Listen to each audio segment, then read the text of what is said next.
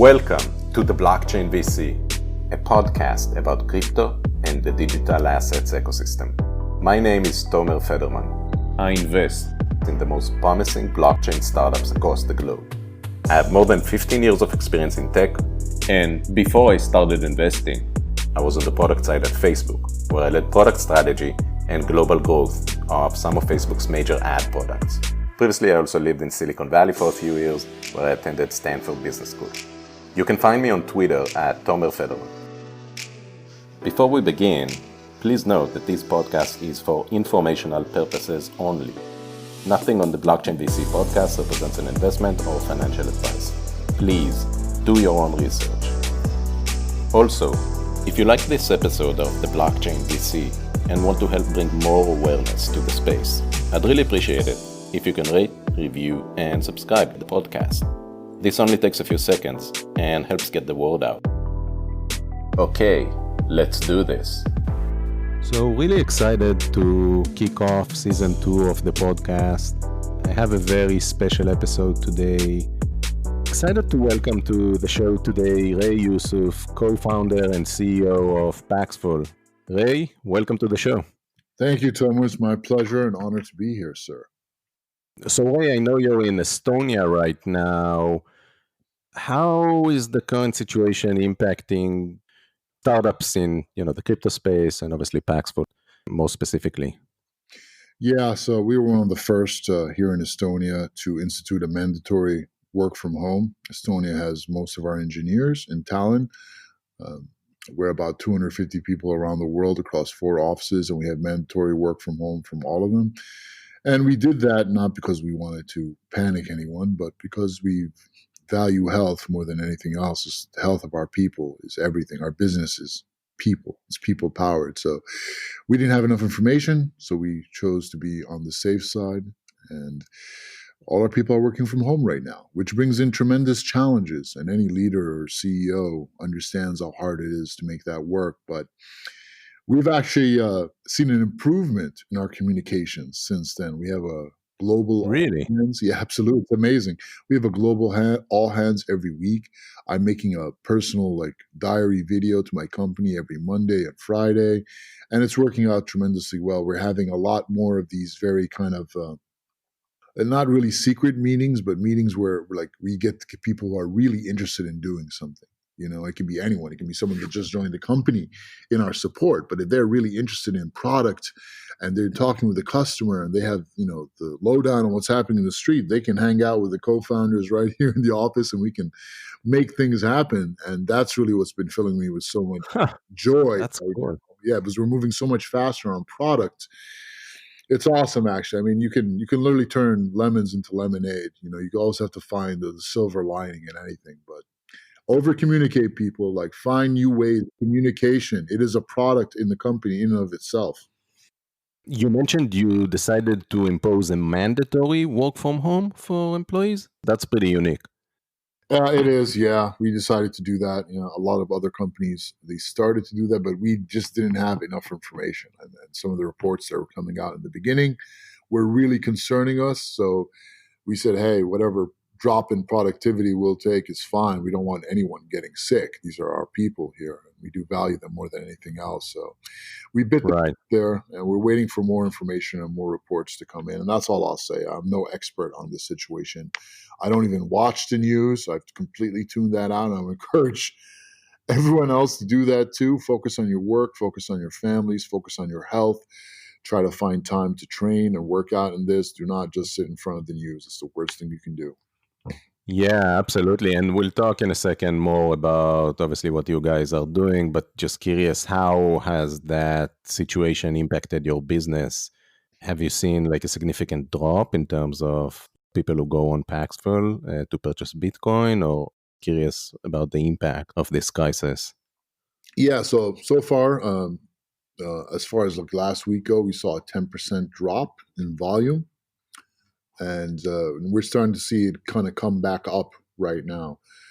So the truth is that people are suffering majorly because of this, and the uncertainty is the biggest issue. But peer-to-peer crypto is probably the least affected industry that that I know about right now from the people that I've talked to. So thank goodness for that. Yeah, I feel like in a way it was meant for times like this. That's why we have, peer-to-peer crypto, at least in my mind. Absolutely. And in fact, this is something that, I was telling people in our global all hands just yesterday.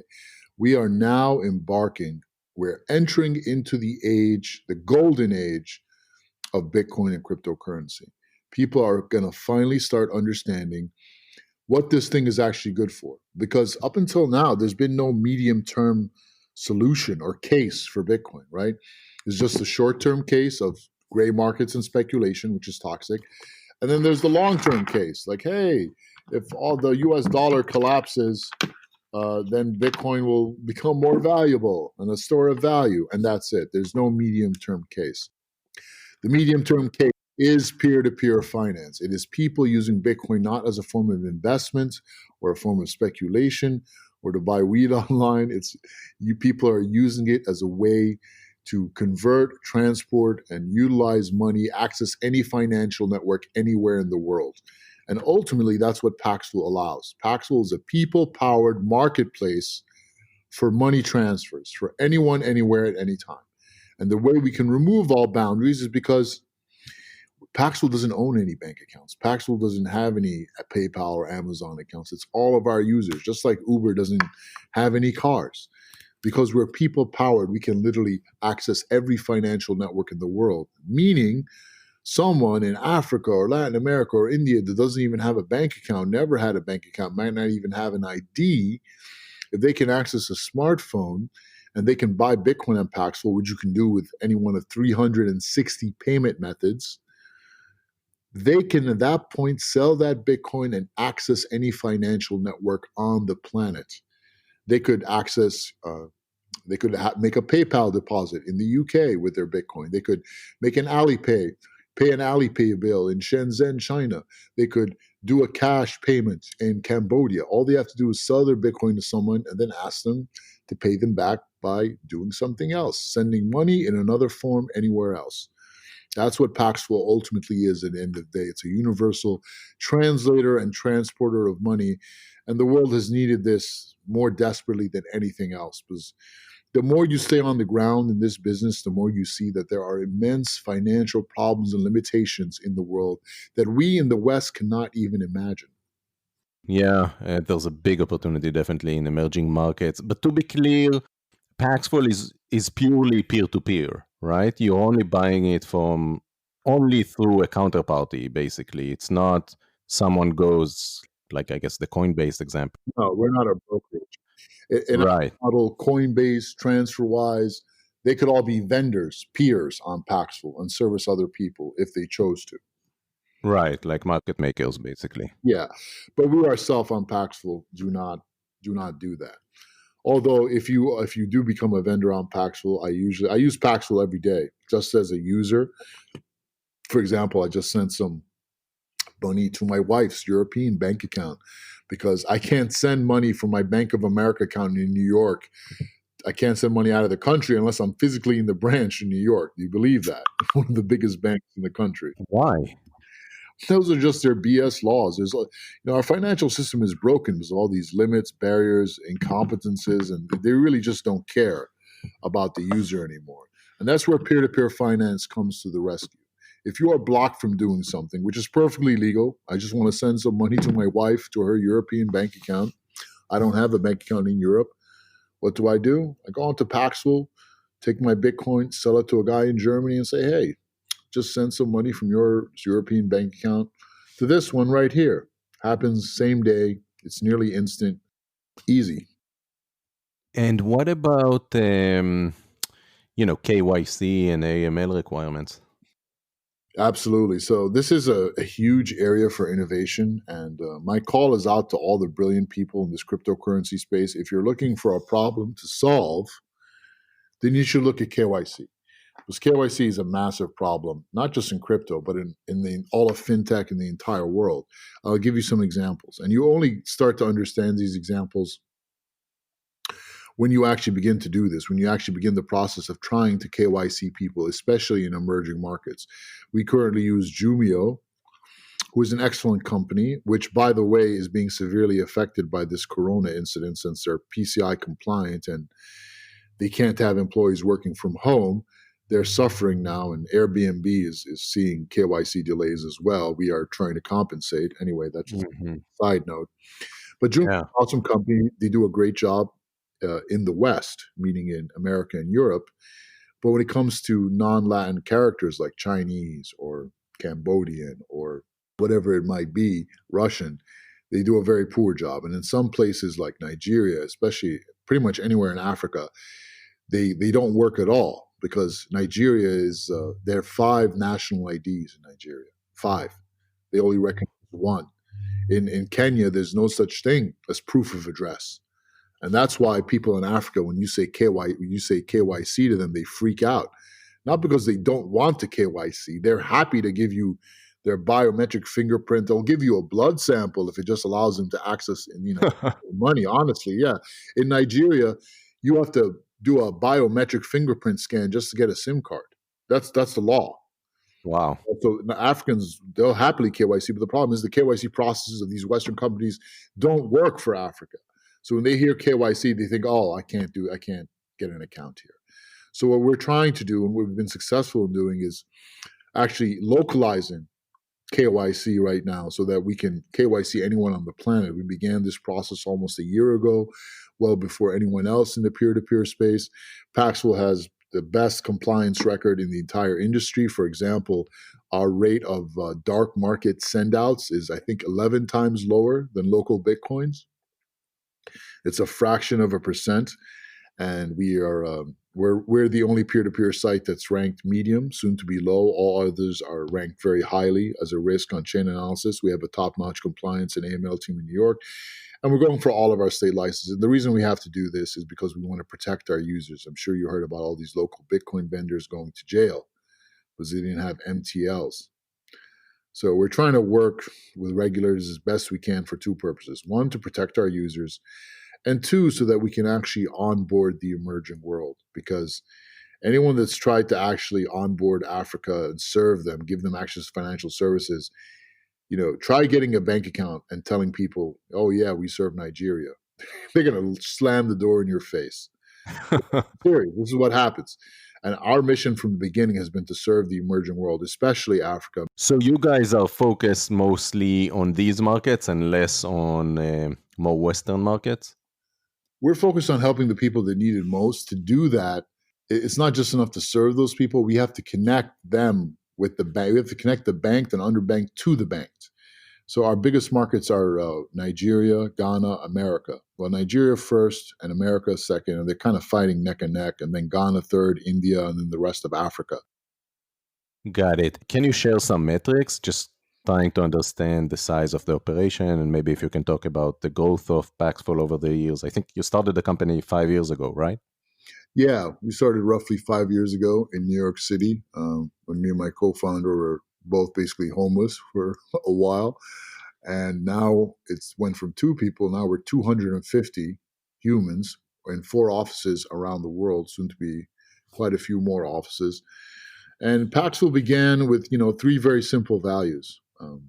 Number 1, my co-founder and I, we really pride ourselves on staying connected to the streets, talking to real people. The reason Paxful is so successful is because we're connected to the street. Because I don't know if you remember, there was an incident that happened a little while back, and it was the first case of mainstream adoption into Bitcoin. The very first case of mainstream people, humans, desperately looking to get some Bitcoin, just $5 worth of Bitcoin. And what happened? Everyone in the space ignored them. Everyone ignored them. These were unbanked peoples that were just trying to get a little bit of Bitcoin, and no one could help them. Coinbase couldn't help them because they didn't have a bank account. All the other brokerages and exchanges just ignored them because who wanted to spend 2 hours of customer support walking a newbie through buying and getting and using their first Bitcoin? No one did that except me and Artur. We actually stayed on the phone with these people, listening to them, guiding them through every step of the product, step by step. And that's where we figured out how to serve these folks. We redid our entire website, our entire product to serve them. We didn't ignore them when they needed us. We picked up the phone and we spoke to them. I spoke to thousands of people on the phone, guiding them through getting and using their very first Bitcoin. So the use case is mostly for basically unbanked people who struggle to get access to the legacy financial system. Well, it's interesting you asked that. So this journey has taught us what the actual true use cases of Bitcoin are. And I really want to give thanks and gratitude to the peoples of Africa, especially Nigeria and Ghana, for their immense business acumen and really teaching us everything we know. So the journey of every new technology always starts with the first use case, which is gray markets, right? Silk Road, all that stuff. We're way beyond that right now, and that measure of Bitcoin's volume continues to decrease year after year. Paxful has the lowest rate in the industry of any black market send outs, and we work very hard to control that. The second big use case for cryptocurrency, for Bitcoin, is speculation. So this is as toxic, if not even more toxic, than gray markets. One guy buying weed online, okay, whatever. That's maybe not the best thing in the world, but people gaming and manipulating the market to make profit and dumping money on destroying retail investors, that's absolutely evil. There's a reason why every government and religion in the world bans, this high speculation, because it's extremely toxic. So 95%, I'd say, or 90% of all the volume in cryptocurrency is now basically speculation, big Wall Street traders, whales, bots, etc., playing their pump and dump schemes. Unfortunate. Even worse, 95% of that exchange volume is fake. So where does that leave us? That's why none of the institutional money has come into Bitcoin, because they're just looking at those two use cases. Like, oh, this is the use case for Bitcoin. That's it. And the long-term use case, oh yeah, when the dollar collapses, Bitcoin will be worth a lot. No, that's not solid, right? You're not going to get any big hedge funds jumping into Bitcoin with just a short and long-term case for it. There has to be the medium-term case, and that's what peer-to-peer finance is. I, for example, have several bank accounts. But to access a European bank account to send money to my wife, I'll use Paxful. I'll use Bitcoin and peer-to-peer current finance because it works. I can access any financial. If I wanted to pay an Alipay bill, I'll use Paxful because I don't have an Alipay account. So I am banked, but not banked everywhere in the world. And honestly, like our definition of what the unbanked is, there's 7 billion humans in the planet. I would say that 6 billion of those humans are underbanked. And I would even include myself in there, right? I should be able to send money to Europe from my bank account in New York without actually physically being there, right? But I can't. So by my definition, I am underbanked. And there's people that are overbanked that use Paxful. One fellow, he came up to me and he was a guy that sold expensive caviar. And I was like, okay, how can I help you? And he's like, well, every time I get a $50,000 deposit into my bank account, the bank just goes nuts and asks for all these documents and this and that, and I can't take it anymore. He uses Paxful now to invoice his clients so he doesn't have to go through all that. So that's an example of a very banked person, perhaps too banked, turning to peer-to-peer finance. So there's 7 total use cases. I went over the first 2, gray markets and speculation, and there's 5 others. Right? There's payments, there's remittance, there's wealth preservation, there's e-commerce, and the last and magical use case is social good. And Paxful has been making grounds on each one of those use cases, and we'll be launching products on each one of those use cases. As far as the 7th use case goes, social good, Paxful is currently completing our 3rd campus school in Kenya. We built 2 more in Rwanda, and our overarching plan for really just to validate our existence as a company is to build 100 schools across Africa and the emerging world. And this is something that we are doing ourselves. We're not just, throwing money at a non-for-profit. That doesn't work. That's never worked. We believe that a for-profit company should have social good as a central pillar of its mission if it's really going to affect change. That's a really interesting perspective. Doesn't that take away, though, at least to some degree, from your focus on your business? If you actually go and build these schools, which obviously is a very noble cause and so forth, but if you actually are the ones doing it, I just wonder kind of how you as the CEO are thinking about, resource allocation. Yeah, it's a great question. So we were blessed to find a fellow named Youssef Nusri. His name is also Youssef. And he runs a non-for-profit called Zamzam Water. So we've allied with them and are working together on all these school projects. This was our idea together to do this and build it, and they're taking care of the on-the-ground work of actually constructing the schools. It's okay to utilize non-for-profits, but you should have a direct relationship with them and be actively executing on the ground with them. Don't just throw money at them and let them, take care of things, right? Like this guy, this Zamzam Water, they're amazing. 100% of everything you give them goes to actually helping people. 100%, not 5% like every other NGO out there. So we're blessed to have amazing people inside this company, outside of this company that we're working with, and nothing can replace that. It all comes back down to the people. Interesting. And why do you think that social good is such an important pillar in building a for-profit business? This is another great question. I mean, when I was telling people, 3 years ago, oh yeah, I want to build 100 schools throughout Africa and the emerging world, everyone thought I was crazy, except for my co-founder. He was like, all right, man, let's try it. All right. So, where did that crazy idea even come from? I don't have any fancy business case to present for that. I still don't. I can only tell you my story. After Hurricane Katrina in New Orleans, I actually went to New Orleans on the very first day anyone could get into the city. I managed to get in. And to make a long story short, but an awesome story, I helped rebuild the first school to open up in that city. It was the New Orleans Cathedral Academy, and I did it with 5 nuns. It was a harrowing adventure. I met some real heroes along the way that helped us do it. But when we rebuilt that school, when it opened up that first day, the police and fire department actually started coming back into the city because they had a place to put their children. And without police and fire departments, nothing in a city happens. So for the first time in my life, I felt I really made a difference in the world. I had I was young at that point. I was like 25 and I had a successful business and I was doing great, but I didn't really feel fulfilled. After building that school, it really changed my life. And it showed me the power of education and what it can actually do as the bedrock of civilization. So I said, hey, man, if we're going to build this company, what's going to make us different from all these other blockchain, Bitcoin yahoos, and they're only just out for money? Like, do I really just want to be a part of this money hustle that's happening right now? The reason my co-founder and I connected over Bitcoin was because we believed it could make a real difference. It could help the little guy. It could have real impact for the people that needed it most. And to me, that's what validates every corporation's existence. It might be corny, it might be insane, but that's how I feel. And we're putting our money where our mouth is. And thank God we're bootstrapped, because if I told this to some VCs, they would have kicked me out of the room. Yeah, that's a good point. But I love the cause. And I think to your point, right, in today's world, when you have a company that's so mission driven, I think it reflects on everything, right? I think it also reflects on recruiting and caliber of people that, you can recruit.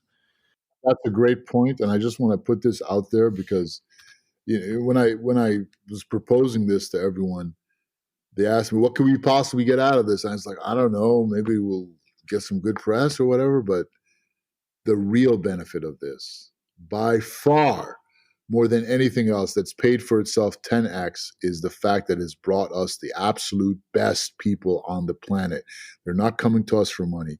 They're coming to us because they want to make a real difference. And they're so proud of the fact that we're building schools. I didn't see that coming. But that is priceless. And I'm putting this out there because I want everyone else to start copying us and doing the same thing. Right. And you're going to get better and better talent that'll pay for itself 10x. So straight from the horse's mouth, guys, let's do it together. It's going to pay for itself 10x over at least. Amazing. I want to come back to a couple of things you said that I thought were really interesting, Ray. The first was, so you talked about, using Paxful to move money around across borders.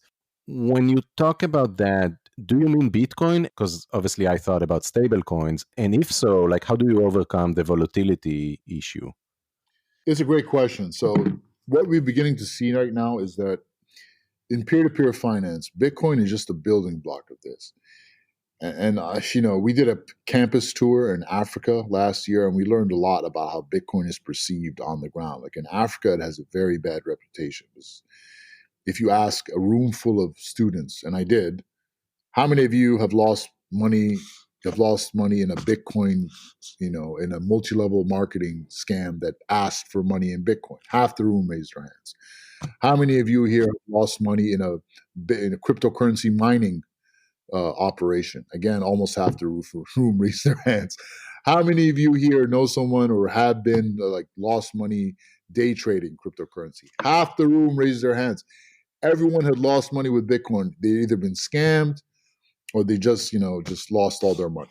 So, when you mention Bitcoin, there's a lot of re-education to be done. So, and we're doing it anyway because we love Bitcoin. Me and my co-founder are Bitcoin optimalists. We only support Bitcoin on our platform for a reason. VCs, investors that they always, why aren't you supporting all these other tokens and coins and ICO? And we're like, no, because if we're really going to saturate, if we're going to saturate economies with Bitcoin and get them into cryptocurrency in a way that is meaningful and driven by real use cases, you say, okay, here's this, awesome thing called Bitcoin. Oh, by the way, there's 67,000 other tokens here. No, it's just going to steal away the momentum. We might make more money, but it's not going to serve our principal mission. What about stablecoins, though, in particular, for the use cases that you described earlier? Well, for wealth preservation, stablecoins definitely, they're a much better value. Like Tether does a much better value of serving the average Venezuelan than Bitcoin. The Venezuelans, if you actually talk to the real man or lady on the street, they don't care about Bitcoin. They want US dollars. They want stability. The reason they turn to Bitcoin is they don't have anywhere else to turn. They can't get US dollar accounts. So they just use Bitcoin as a means to an end. And that's really the killer app of Bitcoin. It's an awesome liquid clearing layer for any kind of money in the world. So you can take your Bitcoin and sell it and turn it into a gift card or a PayPal deposit or an Alipay deposit or cash or a bank transfer in Sweden. Anything can become anything else. And as the more invisible Bitcoin is in that, the more seamless it is so your grandmother can use it, the better it'll be and the more successful we will be as an industry. I guess I wonder if in your vision, probably not tomorrow, but let's say, fast forward, I don't know, 5 years from now, do you see people go and buy a cup of coffee using Bitcoin? No, not 5 years from now. Maybe. Well, look, it all depends. I think that'll definitely happen across the world in the next 10 to 20 years. That's the long-term case for Bitcoin, right? Like, hey, we want to buy some coffee with it. We want to use it as a hedge of value when the dollar collapses and the zombie apocalypse is upon us. That's a long-term thing. But what has to happen is the midterm. Like, who cares if you can't buy a cup of coffee with it? Well, you know what's even better than that is I can send money from here to, I don't know, a friend or a relative in Africa right to their mobile wallet that they're using. It gets instantly transferred seamlessly. They get it within seconds. And in fact, it doesn't even cost me a penny. In fact, I did a presentation on live Kenyan TV when I sent the lady that was interviewing me, I sent her 25 euros worth of Kenyan shillings via Paxful, and she got it as M-Pesa, and she got like 1% more. She got like $26 worth of 26 euros worth of Kenyan shillings onto her M-Pesa account. And the reason that was because Bitcoin has a premium in Kenya. So I sold some Bitcoin to the guy. He was happy to pay me 1% more. So think about that. Not only is it instant, not only is it free, but I actually made a profit off of doing that. When the girl saw that, she was blown away. Yeah, it's like magic, right? To your point. It really is. You can send it. Yeah, it's like, I remember the first few times I used it, I was shocked because you're so used to, or at least I was, to the way the financial system works right now, right, in the fiat world, that, I don't know, at some point you just take it as a fact of life, right? It's like when I send money across borders, it's going to take a few days. And during that time, I probably wouldn't know where the money is, right? Because sometimes, like, you call the bank, it's like, hey, like, what's going on? And they even are not sure because you have all these intermediaries involved. And when Exactly. I used Bitcoin, I'm like, wow, few seconds, it just moves. And at any given point, like, you can see the status of it. It's like magic. It really is, and that's like the magic of a people-powered marketplace is that you can put Bitcoin in, and on the other side, it can pop up as anything else, as a Xbox gift card, as a Yeah. So sounds like so if I go back to my question, it sounds like your vision for Bitcoin, at least in the short and medium term, is more as a settlement layer. that's its killer app. The sooner that we accept that, the faster that we'll move. The mission ahead of us, it's the most difficult mission in the entire business world. I don't think there's been something more difficult than offering financial services to the entirety of the world in the past 100 years. Like, what could be greater than this? It is an immense challenge. We need the best people in the world, and we need a mature outlook, right? That those roots that we all came from, like, I'm a libertarian, I believe in privacy and all of that. We have to make a lot of compromises right now. Like, for example, we want to reach everyone in Africa with cryptocurrency, give them financial freedom, give them access to every financial network on the planet. We have to balance that with being an American company that's dealing with regulators in the United States. As crazy as that is, we're actually doing it. We are actually doing it. Yeah. What's next for you, Ray? What's on your roadmap? Like, what are you building next? So we're all about products. We're a product-driven company, and every company in crypto should be, because Bitcoin itself cannot be the product. There have to be products built around that. It is technology. So we know what the use cases are. We are building specific products for each of those use cases. I'll give you an example. E-commerce, right? It's a huge use case. $5 billion in payments happen a day through e-commerce. What are the problems that exist in e-commerce right now? Well, there's two main problems. Number one, all the Western merchants like Amazon, eBay, Newegg, etc., they want to access a new base of customers in the emerging world, but they can't collect money from them. Because even if those folks do have a Visa and MasterCard, you can't use it. For example, in Nigeria, if you get a bank card and you have a lot of money in your bank account, they limit your bank card to $100 you can buy online with it a month. Imagine if all the plastic in your wallet was limited to $100. So those companies can't access a lot of that business, and because of fraud and chargebacks, they don't even cater to those markets at all. On the flip side, a lot of the merchants in those emerging markets that have making great goods in Africa, Latin America, etc., they want to sell their stuff to people in the West. Their immigrant communities in the West, in America and Europe. They can't do it because they can't get a Visa and MasterCard merchant account in the countries where they're at. They have to often fly to New York City, open up a bank account there just to get a merchant account. So we can solve problems for both those people. How? We have a product that we're working on right now called Pay with Paxful. It's a button. It's like PayPal checkout. Any merchant can put it on their website and shopping cart, and it'll allow anyone anywhere in the world to pay for their stuff using any form of payment that Paxful supports, whether it's Bitcoin, whether it's a bank transfer, Western Union, a gift card, cash to the guy next door. They can buy something from anyone, and there won't be any chargebacks because Bitcoin is the clearing layer and it is irreversible. So with a product like that, we solve problems for both sides. That's really interesting. How do you drive consumer adoption? Do you spend a lot on marketing, or how do you get users? No, we don't spend much money on marketing at all. What we do is we focus on customer support. It's all about the customer experience. When you give people great support and a great customer experience, they become your biggest advocates. They really do. And you'll see this. You look at companies that have great support, like Kraken, for example. They have awesome customer support. People that use Kraken will never leave. Why? Because they're financial services and they're providing an awesome service, and so do we. Let's not forget, we are in the financial services industry. It's about the service, right? This is something the banks have forgotten. In fact, they don't care about the service they're giving you. They're apathetic towards their customers. If anything, they already have the biggest buildings in every city in the world. Why should they care? Customer service, that's a really novel approach in the financial services industry. Absolutely. Look, I don't know many banks that have good customer service. exactly. That is the key to crypto. It's about products and it's about support. And that's where any company in crypto ranks very, very weakly. Can people actually pick up the phone and call you guys if they have any issues?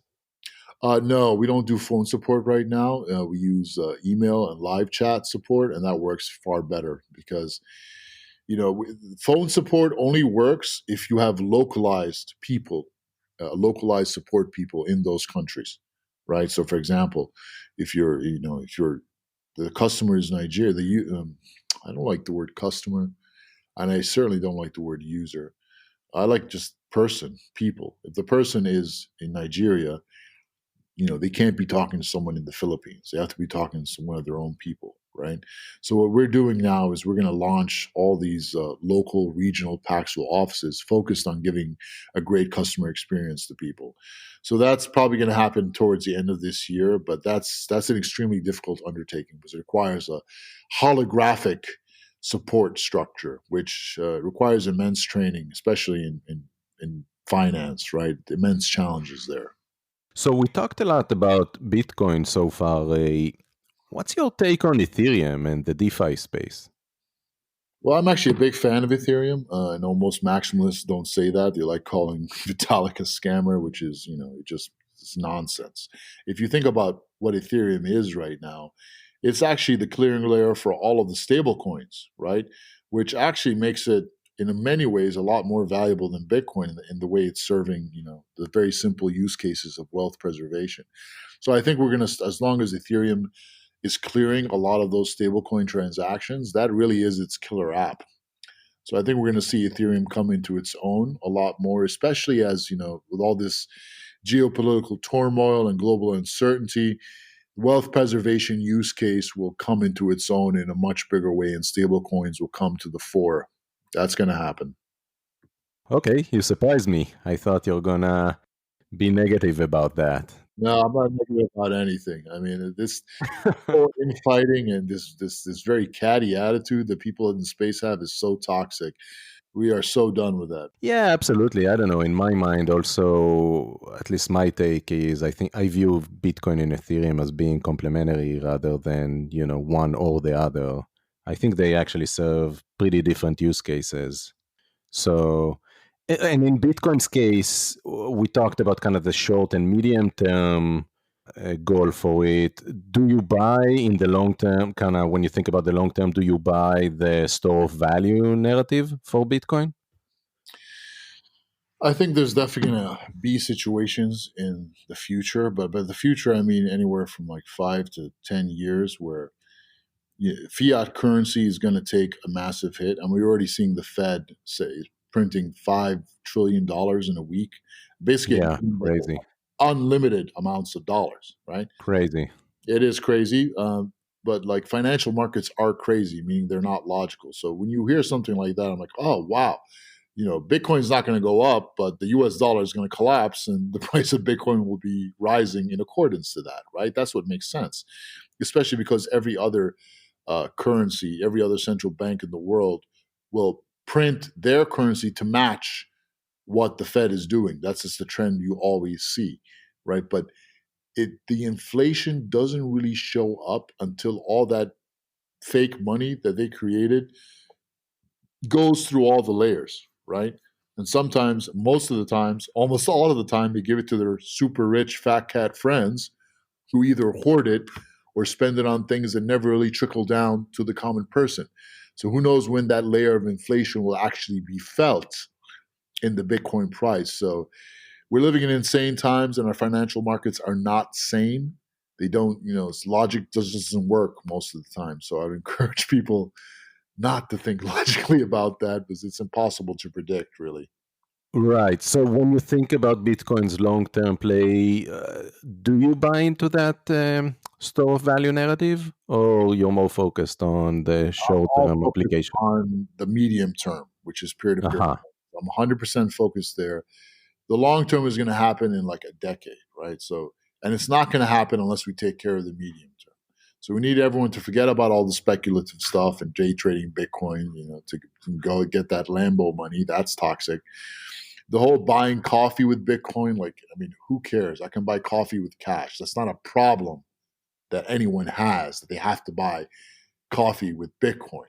We have to focus on the problems that need solving. And in the midterm, there are so many problems that need solving. So I would encourage everyone, while they're sitting at home right now, to embrace Paxful's 3 values. Number 1, stay connected to the street, right? Go and find someone like who's from an emerging country, whether your next door neighbor who came over from India, Nigeria, and just ask him about the financial challenges that he faces sending money back home, or the financial challenges that his family back home faces in trying to send money out of the country, trying to pay for bills, trying to run a business.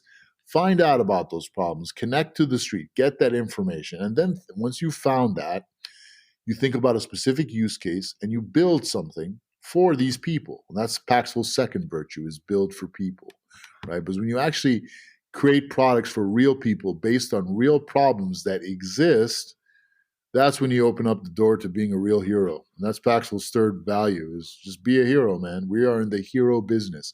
Every single day in the world, in this business, something happens. Look at Lebanon. They had a huge deflationary crisis that happened 3 months ago when I think $35 billion left the economy, and the Lebanese lira is backed by US dollars. It's pegged to the US dollar. So all of a sudden, the banks had no money to give their people. What do? Huge situation, right? Those people need help. There's so many opportunities for us now to be heroes, but we have to focus on what actually counts, and that means the midterm solution. Let's focus everything on peer-to-peer finance. And speaking of heroes, the most important question of this interview, you used to be an MMA fighter, right? Yeah, I wasn't very good. I'm too nice of a guy. What's more difficult, being an MMA fighter or driving Bitcoin adoption? Oh, driving Bitcoin adoption 100. Yeah. You got to be a psycho. I mean, getting it it's insane compared to this. I don't know. Getting into that ring seems pretty challenging to me. It's its own challenge. You have to face yourself, right? You're basically at a war with yourself, controlling your own fear.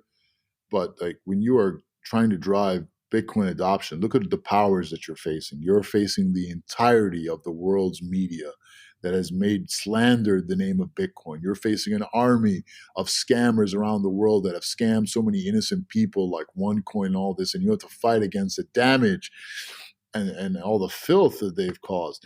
And then you have to go in, and the banks and all those guys, they're the least of your concerns, right?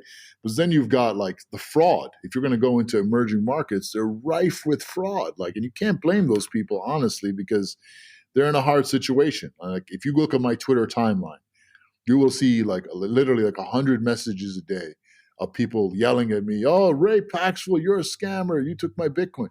What is this? This is a guy that tried to sell the same gift card code 27 times in a row, and we finally caught him, and he's accusing us of scamming him after he tried to commit 27 counts of grand theft, right? There are huge challenges in this space, and in peer-to-peer finance, the challenges are 10x bigger. So I went through just 3 of them, but those 3, each one of them is just a Herculean task in itself. Stack them all up together, and honestly, the banks are the least of our problems. And I mean that from the heart, really. Yeah, I have no doubt it's a very challenging position to be in. It's like trying to fight Mike Tyson, prime Muhammad Ali, and I don't know, prime Jack Dempsey all at the same time. Like, yeah. really, you're going to get your ass whooped, man, in a second. And if you don't, that's the real hell, man. The thing is, though, I think it's the pioneers, right, in the space that are, really paving the way for the rest of us, right? It's like once you pave that way and you make progress, it's definitely much easier for others to then follow and build on top of that. there's a great use case. So like what Paxful did in Nigeria, we connected Nigeria to China and flooded Nigeria with Bitcoin. This is, when we first went to Africa, like it was almost 4 years ago, and I saw the potential of the place, I was like, wow, this is amazing. So we went hard. We went all in. And when we got to Nigeria, the price of Bitcoin was like 20% over market. Now it's market price or even under market price sometimes. Why? Because we connected the Chinese to Nigeria in a way where at least $50 billion a week was going into Nigeria as Bitcoin. And because of that, now you see all these other companies, including other peer-to-peer players, including Binance, all going into Nigeria and Western Africa. Why? Because the market exists there now. So now it's the biggest economy in Africa, and it was also the most challenging because of all the challenges with fraud, etc. But we knew we had to do it there first because Nigeria is the lion of Africa, and you're not going to free the rest of Africa unless you get to Nigeria first. So now everyone is following suit. The next challenge is to go and do that in every single country in Africa. So we'll see if they're brave enough to dip their toes in first, but we're going in first no matter what. We're already there. I'm going to be really curious to see how that unfolds. One of the things I'm also really interested in getting your perspective on, Ray, is, typically when I have guests come on the show, I ask them about their fundraising process. You took a different approach, which I think is really interesting, and basically bootstrapped not only Paxful, but also previous businesses you've worked on. Can you talk about why that is, and also how you've been successful in doing that? I think many entrepreneurs would, ideally like to just build a profitable business and take it from there. Few actually are successful in pursuing that. So curious if you have some insights into why you decided to pursue that path and also how you've been successful in doing it. Yeah, so I've had 11 failures in a row. My first 2 startups were successful, and I bought a house, a brownstone for my mother in Manhattan. I said, all right, I'm kind of done with this whole tech thing. My first startup was a ringtone startup. It was like they called it the Napster of ringtones. It was right when Napster went down, so I had to go head to head with all the music labels and record publishers for years, and it was a nightmare. So I was very happy to get out of the game, buy my mother a house, came back. She got a divorce, wanted to buy her a new house. I thought, all right, I'll do it again. I'm some kind of superstar. No, I was just a punk. I failed 11 times in a row. God really humbled me. And now I have Paxful. So I'm very thankful for the lessons that each one of those startups taught me. But the one lesson I learned over and over again from all of them, and this is the place where almost all startups fail. They build something that no one really wants, right? This is the main issue. So Yeah. people come up with ideas from their head. Oh, wouldn't it be cool if this existed? Okay, but who really needs that? Is that solving a problem for someone? Is it solving a problem for you? Is it solving a problem for you that you would pay someone else to have access to? If the answer is no, then it's not worth doing, right? This is the truth. You have to start with a problem, and that means being connected to the street. Like you have to connect to the person. It can be a man or person on the street. It can be a business, right? Like what are the problems that businesses have, right? You have to be connected to the street, and very few people do that. And I notice this with creative people. They have a certain arrogance about them. And I'm a creative person too, and I was like this too before I really got into this value. You must humble yourself, and you must connect and stay connected to the street. It doesn't matter if you're talking to a homeless person. That person will have something to teach you. And if you can do that, you're going to find the right problems to solve, and then you're going to build things for actual human beings that actually need this. If you can get that, just get that down, humble your ego, and go about that path, you will make money. You will start to build things that people want, and hopefully it'll be profitable, right? Because once you have a revenue stream coming in, people want this. It's, cutting corners and making things more efficient, scaling up. Well, that's a lot easier than finding something that actually works. So once you do that and you have that revenue stream coming in, that's it, man. Like that's the key. You can choose to just build it slowly and grow it from there. You don't have to take money from anyone, but I should tell you this one uncomfortable truth. One of the reasons I never raised money is just I just didn't like VCs. I didn't trust them. All my dealings with them, it just always felt wrong. I felt they just wanted to take everything, and I would lose control of the business. You have to be very, very hands-on in your business. And again, that's about staying connected to the street. The reason companies get so big and fail, or they just lose their grip, is because they lose their connection to the street. The bigger the company gets, the more money they make, the more people they have, they completely lose their connection to the street. And then you have to go to research firms and pay them to slosh together some empty data, because everyone in that company is too afraid to actually talk to a real human being on the street. So embody that first Paxful virtue. Stay connected to the street. That's the key to everything in this business. Yeah, no, man, you didn't meet the right investors. So there are some really excellent investors out there who are all about, helping you build a really big business and hopefully support you. Once you get the right investor, if you can find them, you can accelerate the business quite a bit, right? Like even if you build a profitable business, it starts to become profitable early on, which is very rare, major accomplishment in itself. But even if you do, right, like say you go and you raise a few $1 million from investors, that can accelerate the progress that you're making quite a bit. Just wondering if you considered that at some point, or you just felt uncomfortable and you just knew that wasn't the right path for you. Well, it wasn't the right path for me, but at the time. But the truth is, I've never had a company as big as Paxful. I never had a mission as big as Paxful. So let's talk about what mission is actually going to come to. So let's say 5 years from now, one of our goals is we actually want to go to those villages in Africa.